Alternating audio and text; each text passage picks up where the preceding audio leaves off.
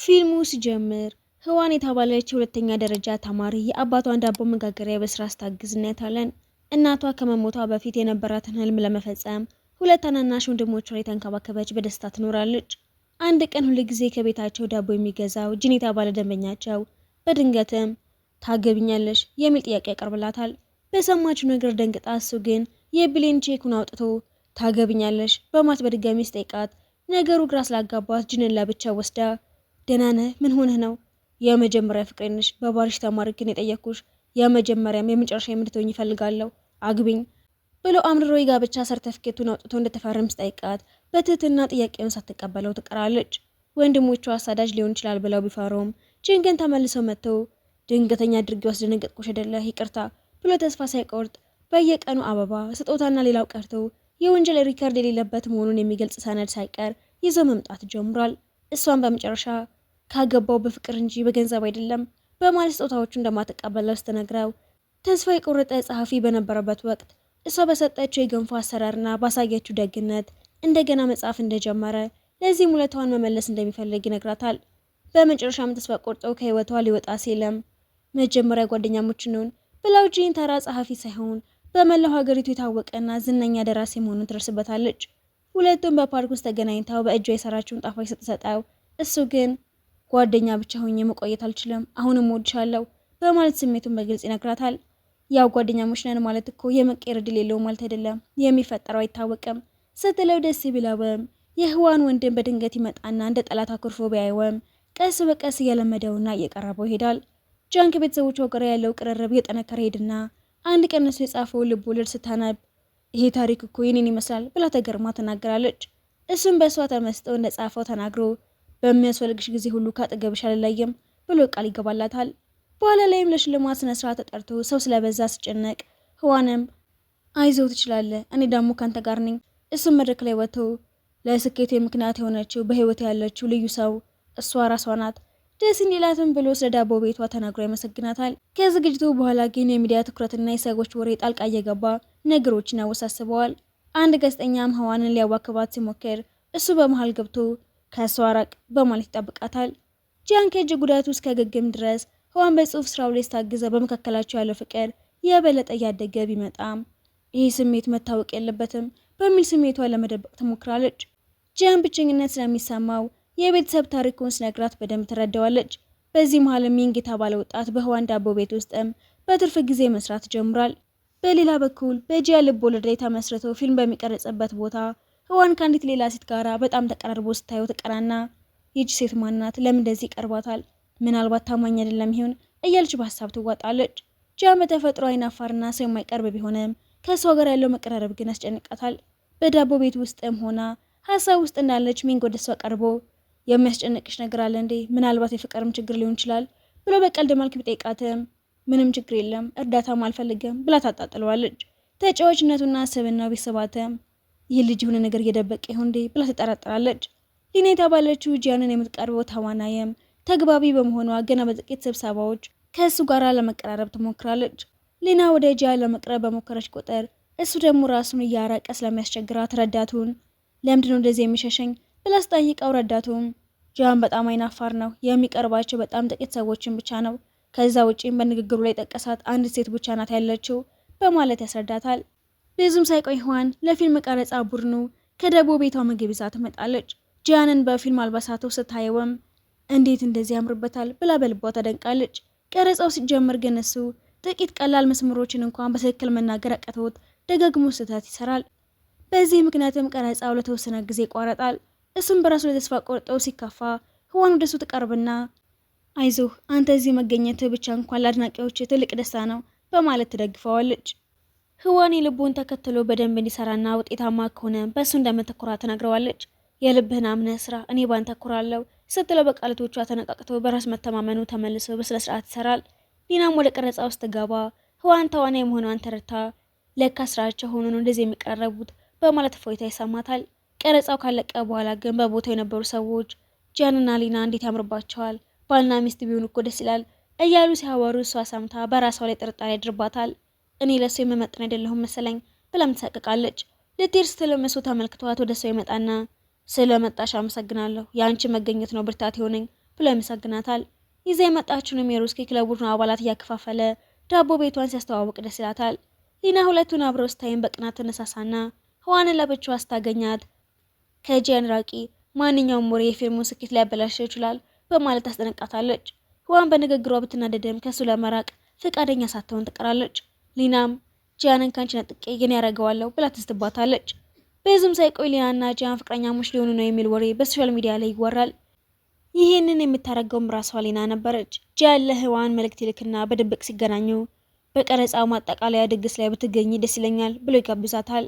ህዋን በወሬዎቹ ምክንያት ብትፈራም ጂያን ስለ ወሬው ምንም የሚያውቀው ነገር እንደሌለ ስለተረዳች በጭንቀት እንቅልፋታ የሩዝ ኬክ ስታዘጋጅ ታድራለች። በቀጣዩ ቀንም ድግሱ ላይ አምሮባት ብትሄድም ጂያንና ሊና አብረው እንግዶችን ሲቀበሉ ስታይ ብቸኝነት ይሰማታል። ሊና እንደገና ወደ ሰው አቀርባ ዓለም ቀድሞውኑ እኔና ጂያንን እንደ ጥንድ እያየን ነው በማለት ታሽፉባታለች። ከዛም እሱ እኮ የሚሰለች ሰው ነው ብላ ስትሳደብ ህዋን የራሷን ስድብ ችላ ብላ ብታልፍም የጂያንን መሰደብ ግን ስለሚያንገበግባት መጨቃጨቅ ይጀምራሉ። ሊና መጠጠል ትደፋባት እጇን ስታነሳም እሱ በመሃል ገብቶ ህዋንን ያድናታል። ቆየት ብሎም ሊና ለታዋቂነት ሲባል ፍቅረኛሞች መሆናቸውን በይፋ እንዲያውጁ ሀሳብ ተቀርበም ጂያን ግን ማይክሮፎኑን ይዘው እኛ ጓደኛሞች ብቻ ነን በማለት በመካከላቸው ምንም አይነት የፍቅር ግንኙነት እንደሌለ በግልጽ ይናገራል። ከዛም ቀድሞውኑ በንግግር የጠቀስኳት ያችን ልዩ ሴት ግን አፈቅራታለሁ ብሎ ሲናገር ሊና በሰዎች ፊት ትወርዳለች። ከዛም እሱ ለሊና ከህዋን ራቂ፣ ካልሆነ ግን እንደ ጠላት እቆጥርሻለሁ ብሎ አስጠንቅቋት ይለያያሉ። እሱም ለደረሰባት መከራ ሁሉ ህዋንን ይቅርታ ይጠይቃታል። እሷም ስሜቷ ተነክቶ ስታለቀስ ሁል ጊዜ መንከባከብሻለሁ፣ አከብርሻለሁ በማለት ያረጋጋታል። በዛው ሰዓትም ህዋን ስሜቷ እንደተላወጠና በሱ ፍቅር እንደወደቀችም ትረዳለች።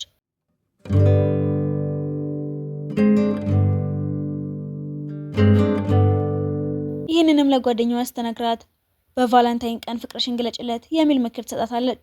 እሷም ተጨንቃ ከቆየች በኋላ በመጨረሻም ድፍረት አግኝታ ጂያንን በመዝናኛ ፓርክ እንዲገናኙ ስትጋብዘው በደስታ ይስማማል። በስጦታነትም በእጇ የሰራችውን ቸኮሌት ልትሰጠው ትወስናለች።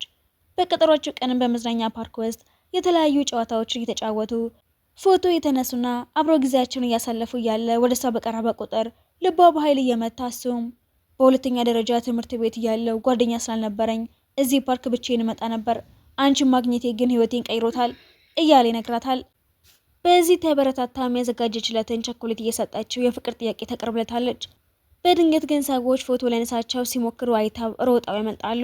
ህዋንም ለአንተ አስቸጋሪ ሁኔታ እየፈጠርኩብህ ነው እንዴ ብላ ብትፈራም እሱ ግን አረጋግቶ ስጦታውን ሲከፍቱት ቸኮሌቱ ተሰባብሮ ያገኙታል። በመጨረሻም ሁለቱም ፍቅረኛሞች ሆናሉ። አንድ ቀንም ከትምህርት ቤት ስትመለስ ሊወስዳት እየጠበቃት ጓደኞቿም ይተዋወቁታል። የእሱ መጽሐፍ አድናቂዎች ስለነበሩም ለረጅም ጊዜ እያወሩት አብረዋቸው ይቆያሉ። ጓደኞቻቸው ሄደው ለብቻቸው ሲቀሩም የሚሰማኝ ነገር ትንሽ ግራ ይጋባል፣ ምክንያቱም ባላቀበም ሌላ ሴት ባንተ አቅራቢያ ላይ ስትሆን በጣም እቀናለሁ። ይሄ ተፈጥሯዊ ስሜት ስለሆነ ልጅነት ነው ብዬ አላሰበም። የልብሽን አውጥተሽ መናገርሽ ደስ ይለኛል ይላትና እጇንም ይዘው እመኝኝ እኔ ሁሉ ጊዜ የሚያንቺ ነበርኩ፣ ወደፊትም ያንቺ ሆኜ እቀጥላለሁ፣ ቅናትሽም አይነደኝም፣ ደስ ነው የሚለኝ እያለ ያረጋጋታል። ከዛም አብረው ለመውጣት ሲያቅዱ ጂያን ቀድሞ ትምህርቱን የጨረሰ ቢሆንም ወላጆቹ በትምህርት ቤት ዘመናቸው ፍቅር እንደጀመሩ አስታውሶ ያን አይነት ስሜት ከፈለግሽ ግን አንድ ቀን የትምህርት ቤት ዩኒፎርም ለብሼ መጥቼ እንደ ተማሪዎች እንሆናለን ብሎ እየቀለደ ወደ በረዶ ላይ ስኬቲንግ ለመሄድ ይወስናሉ። እሷም ልብሷን ለመቀየር ወደ ቤቷ ስትመለስ ሚንግና ጂያን ወንድማማቾች መሆናቸውን ስታውቅ ትደነግጣለች። እሱም ቢሆን እቅዱን ሰርዞ ጥሏት ይሄዳል። ምንድን የተፈጠረው ብላ ሚንግን ስጠይቀውም ከወንድሜ ጋር አንስማማም፣ ለዛ ነው ጥሎን ሄደው፣ እኛ ከተለያየ እናት የተወለድን የእንጀራ ወንድማማቾች ነን በማለት ያስረዳታል። የጂያን እናት ከሞቱ በኋላ የእንጀራ እናቱ በመጥፎ ሁኔታ ተይዘው ስለነበረ ከቤተሰቡ ጋር መላመድ እንዳልቻለም ይነግራታል። እኔ ጥሩ ወንድማማቾች እንድንሆን ብፈልግም እሱ ግን ይርቀኛል ሲላትም አብረን የምናሳልፍበትን እድል ልሰጥህ እችላለሁ ትለዋለች። በቀጣዩ የበረዶ ላይ ስኬቲንግ ቀጠሮ ህዋን ሚንግን ይዛው ትመጣለች። ጂያንም ህዋን ስላለች ብቻ እምቢ ማለት አቅቶት ከፍቅረኛው ጋር ያለውን ጊዜ ለማሳለፍ ይሞክራል። ጎበዝ ተንሸራታች ለመምሰል ቢሞክርም በረዶው ላይ እንደቆመ ሲወድቅ ያደነቀችው የጀግንነቱ ጠፍቶ ጭራሽ መንሸራተት እንደማይችል ብትረዳም ህፃናት እንደሚጠቀሙበት አይነት መደገፊያ ስታመጣለት እንደ ጀግና ሳይሆን እንደ ህፃን ልጅ ተደግፎ ይንሸራተታል። ወዲያውም ህዋን ልትወድቅ ስትል ሚንግ ሲይዛት ጂያን ሁለቱን አብረው ሳያቸው በውስጡ እንግዳና የማይመች ስሜት ሰማዋል። ጭራሽ ሚንግ ላሰልጠነህ ብሎ እንዲወድቅ እያደረገ በእሷ ፊት ያዋርደዋል። ፍቅሬን እስከ መጨረሻው እጠብቀዋለሁ፣ በህዋን ላይ መቼም ተስፋ አልቆርጥም ይለውና ወደ አንድ ቦታ ይዘዋት ሄዳል። ቦታው የሚያምር ቢሆንም እሱ ግን እንደ ፍቅረኛ መሆን ያቅተዋል። ምን እንደሚሰጣት ስላላወቀም በስጋ የተሰራ ዳቦ ይሰጣታል። ስልክ ተደውሎለትም ሊያስተካክላቸው የሚገቡ የጽሑፍ ስራዎች እንዳሉበትና በየከተማው የመጽሐፍ ፊርማ ዝግጅት ስለሚኖረው ለተወሰነ ጊዜ ሊያገኛት እንደሚችል ይነግራታል። በዚህ መሀልም የሚንግ እናት ሁልጊዜም ጂያንን እንደምሳሌ እያነሳች በልጁ አእምሮ ውስጥ ፉክክር እየፈጠረች እሱን ጥለህ ሁሉም ነገር ከሱ ቀማ እያለች ትገፋፋዋለች። ሚንግም ተበሳይቶ ህዋንን ለመንጠቅ በማሰብ ወደ እሷና ወደ ቤተሰቧ ለመቅረብ ያቅዳል። በታዋቂ ዩኒቨርሲቲ ውስጥም ጎበዝ የሳይንስ ተማሪ በመሆኑ የህዋንን ወንድም በሂሳብ ትምህርት ይረዳዋል። ህዋንንም ለፈተና እንዲያዘጋጃት ሀሳብ ያቀርባል። አባቷን በዚህ ተስማምተው ሚንግ አስተማሪዋ እንዲሆን አድርገው ጂያን ሲሰማ ይጠረጥራል። አንድ ቀን ጂያን ሲደውልላትም ሚንግ ጣልቃ በመግባት ምን ያህል ወደ እሷ እየቀረበ እንደሆነ ሲነግረው ስልኩን ይዘጋዋል። በመጨረሻም ናፍቋት ከጉዞ ቀድሞ ተመልሶ በሄደባቸው ከተማዎች ሁሉ የገዛላት ስጦታዎችንም ይዞላት ይመጣል። ህዋን ውጤቷ የተሻሻለ መሆኑንና ሚንግ ወደፊት የትምህርቷን አቅጣጫዋ እንድትወስን እየረዳት መሆኑን ለጂያን ትነግረዋለች። እሱም በቅናት ቢናደድ ምንም ተቃውሞ ሳያሳይ በሚንግ ስራ የተገረምሽ ትመስላለች ሲላት፣ እሷም የተገረምኩት ለእኔ በጣም ውድ የሆነን ሰው ወንድም ስለሆነ ነው ብላ ስትመልስለት ደስ ይለዋል። የፊርማ ስነ ስርዓት ላይ ሚንግ ህዋንን ይዟት በመምጣት ጂያንን የሚያነድደውን ነገር እያደረገ ረጅሙን ሰልፍ ሲመለከትም እስኪኛ ሄደን ሻይ እየጠጣን እንዝናና በማለት ጂያንን በቅናት እንዲቃጠል ያደርገዋል። ሚንግንም ጓደኛ ወንድሙ ላይ እንደሚቀና ሲናግረው ተናዶ ከእሱ አካባቢ ቢርቅ እንደሚሻል ሲናገር፣ እሷም የሆነ ሰው እየገፋፋ ነው እንጂ አንተ ጥሩ ሰው ነህ። ከዛም ጂያን በተራው ስለቀና እሱም ያስጠናታል። ከሚንግ ጋራ ተቀጣጥረው ሲገናኙም ስለሚቀና ተደብቆ ይከታተላቸዋል። ሮጦ ተከትሏትም ለሚንግ ያለውን ስጋትና ቅናት ያምናል። ከእኔ ትርቂያለሽ ብዬ እፈራለሁ። እሷን ፈገግ ብላ እኔም በቅናት ተቃጥዬ ነበር፣ ስለዚህ እረዳሃለሁ፣ ይሄ ደግሞ ተፈጥሯዊ ነው በማለት ተጽናናዋለች። ነገር ግን በትምህርት ቤት ፈተናዋ ወቅትም ጂ ለትንሽ ጊዜ ሲርቃት ሚንግም እሷን ወደ ቤቱ በመጋበዝ ጂ ለጥቂት ጊዜያቶች ለብቻሽ ተውሻል፣ እኔ ግን ከአንቺ ጋራ ነኝ በማለት ፍቅሩን ይገልጽላታል። እሷም ደንግጣ እኔ እኮ የወንድም ጂን ፍቅረኛ ነኝ በማለት ተቆጥታ ትመልሰታለች። እንደ አጋጣሚ መራሱ ደውለትና አንስቶትም ጂን በስልክ የሚንግን ድምፅ ሰምቶ ይጨነቃል። ወንድሙም ምናልባት እስከምትመጣ የምትወደውን ነገር ወስድብሃለሁ ሲለው እየሮጠ ይመለሳል። ሚንግን በክፉ ሀሳቡ ሊጎዳት ቢሞክርም በመጨረሻም ግን መጥፎ ሰው ለመሆን ብሞክርም አልቻልኩም፣ ከልቤ አፈቅርሻለሁ ብሎ ይቅርታ ይጠይቃታል።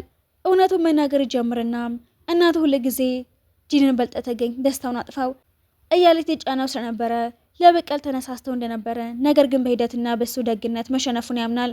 ጂን ደርሶ ሊመታው ሲለማስቆመው ሁለቱም ወንድማማቾች ተነጋግረው አመታትን ያስቆጠረው ጥላቻቸውን በይቅርታ ይዘጉታል። ከፈተናዋ በፊትም ጂን የጋብቻ ጥያቄውን በድጋሚ ቢያነሳላትም እሷ ግን ስለ ወደፊት ህይወቷ፣ ስለ ትምህርቷና ስለ ቤተሰቧ ዳቦ ቤት ተጨንቃ በሌላኛው ቀን ራሷን ስታ ትወድቃለች። ጂንም ከወንድሙ ጋር ሲያወራ ምክንያቱ ስለገባው ራሱን ይወቅስና ሄዶ ጋብቻውን እርሹ፣ በቃ እኔ ጫና አልሆነብሽም፣ በራስሽ ህይወት ላይ ብቻ ትኩረት አድርጊ ብሎ ለጊዜው ከሷ ለመራቅ ይወስንና እሷ ጋር መሄዱን ያቆማል። እሷም ያለሱ ብቸኝነት ቢሰማትም በትምህርቷ ላይ ግን ተበረታለች። ከጥቂት ጊዜ በኋላም ጂን በትምህርት ቤቷ በነበረው ዝግጅት ላይ ሲሳተፍ ፊት ለፊት ያገኛትና በድጋሚ ስላየችው ደስ ይላታል። አንድ ላይ ሆነውም እያወሩ ይውሉና ሊለያት ሲል ግን አይቻልም ስትለው እንደገና ጥያቄውን ውድቅ ያደረገችበት መስሎት ቢያዝንም እሷ ግን የጋብቻ ጥያቄህን መርሳት አይቻልም፣ እስካሁን የምኖረው ለቤተሰቦቼ ነበር፣ አንተ ግን ለራሴ እንድኖር ምክንያት ሆነኛል ብለው የጋብቻ ጥያቄውን ትቀበለዋለች። በመጨረሻም ጂን አባቷን ፍቃድ ጠይቆ አባትየውን በደስታ ይፈቅዳል። ታናናሽ ወንድሞቿም የጂን አድናቂዎች ስለሆኑ በደስታ ይቀበሉታል። ጂን ለሷና ለቤተሰቧ የገባውን ቃል ጠብቀው የውሸት የነበረው ፍቅራቸው ትልቅና እውነተኛ ፍቅር ሆኖ በደስታ ሲኖሩ እያሳየን ፊልሙ ይጠናቀቃል።